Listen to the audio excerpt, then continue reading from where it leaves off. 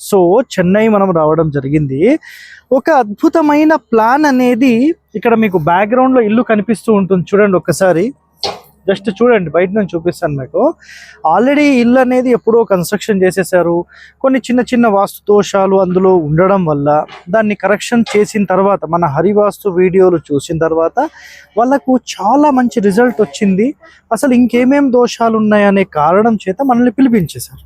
Right, okay. అయితే మనం కొన్ని కరెక్షన్స్ ఏవైతే చెప్పామో అక్కడి నుంచి కొంచెం పాజిటివ్గా చాలా బాగా కనిపిస్తుంది అనే కారణం చేత ఇప్పటికీ మనం ఒక 2-3 విజిట్ అనమాట ఇది. సో ఇక్కడ మనం ఏమేం కరెక్షన్స్ చేసామనేది ఒకసారి మీకు క్లియర్గా చూపిస్తాను. సో కంప్లీట్ ఈ హౌస్ వచ్చేసేసి ఇప్పుడు మీరు ఈ మూల ఏదైతే చూస్తున్నారో ఈ మూల వాయువ్య మూల. అదేవిధంగా ఇక్కడ చూడండి, ఇది కంప్లీట్ ఈశాన్య మూల. ఆ లాస్ట్ ఉంది కదా, ఈశాన్య మూల. సో ఇందులో మేజర్ కరెక్షన్స్ మనం ఏం చేసాం ఒకసారి చూపిస్తాం చూడండి. ఇక్కడ మీకు కంప్లీట్గా ఈశాన్యంలో గేట్ అనేది ఉండేది. సో ఒరిజినల్గా ఈ ఇంటి ఓనర్స్ వాళ్ళ సొంత ఇల్లు కూడా వాళ్ళ తాతలు కట్టింది 120-125 సంవత్సరాల ముందు ఇల్లు.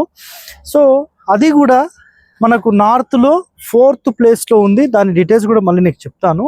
సో టోటల్ బిల్డింగ్కి కంప్లీట్ ఈశాన్యం జస్ట్ ఒక 5 feet 6 feet వదిలేసేసి పెద్ద గేట్ పెట్టేశారు ఈ ప్లేస్లో. సో ఎట్టి పరిస్థితుల్లో ఇది పెట్టకూడదు, ఇది హీనబాహు ప్రవేశం అవుతుంది అనే కారణం ఇక్కడ చెప్పడం జరిగింది. సో అది ఎట్లా అంటే, ఇల్లు చూస్తే బ్యాక్ సైడ్ నేను ఒకసారి మీకు చూపిస్తాను చూడండి.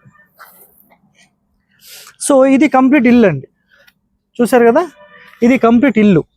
సో ఉత్తర ఈశాన్యంలో గేట్ పెట్టినప్పుడు లోపలికి వెళ్ళి రైట్ సైడ్కి వచ్చి ఎడమ వైపుకి వెళ్తున్నారు.